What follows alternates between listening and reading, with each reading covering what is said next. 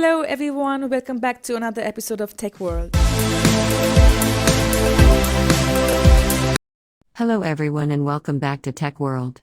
In this video, we will be showing you how to sign up to online banking services for your Comerica bank account. First of all, go into your web browser, and then type in comerica.com. This will take you into the official website of Comerica Bank. Now click on the login button at the top right corner, and then click on Setup. This will take you into the enrollment page. You are asked to enter some of your personal information, enter your date of birth, and then enter your bank account number.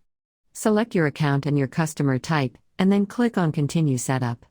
Once your account information has been verified, and you have agreed to the terms and conditions, you will be able to create a username and password for your online account.